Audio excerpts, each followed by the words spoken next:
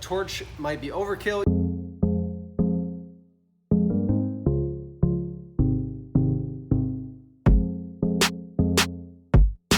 Hey, it's Tom from Tom's Toons. Today, we're stripping this boat down, getting our cross members down to bare aluminum so we can put new tar tape across, new deck boards on, and then our vinyl flooring. This has old tar tape, either from the factory or from the previous owner, whoever restored it.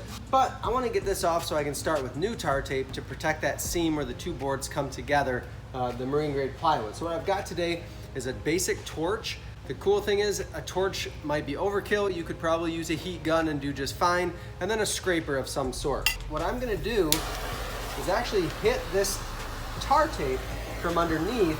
I'm gonna get it nice and warm. Doesn't take a whole lot. Then I can scrape and just keep working my way along, leading with a little bit of heat from the underside, peeling back.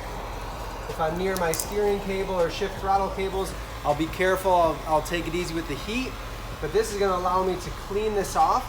I can scrape it down to nice bare aluminum. If spots are sticky, I just hit them with some heat, get that tar tape off. Then when I lay my new tar tape on, I get a fresh start. I'm taking the time, doing the process to put new wood, new vinyl. Let's do it right and start with new tar tape too.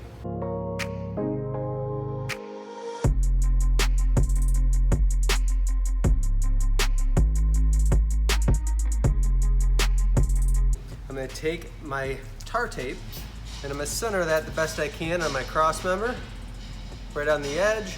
I'm gonna push it down and I'm gonna feed it all the way across my cross member. When I get to the other side, just a pair of scissors will cut it nice and flush with the end of the cross member. And now I've got a nice watertight protectant to keep water out and keep my boards, my plywood, my investment in refreshing my boat or refurbishing my boat. I'm gonna keep that fresh, longer, without any rot. What I like to do is position my plywood first so that I start on one end and I screw it in or I bolt it into the cross members, leave this on, then I'll lift my board up, peel the top layer of my tar tape back, and then I can set the board on there. That way the board is already in position, it's lined up, I've made all my measurements, and I'm ready to stick it down. Because once it sticks to that tar tape on the cross member, it's gonna stay there pretty darn well. Please like and subscribe to these videos and comment below if you have questions about doing something on your own boat.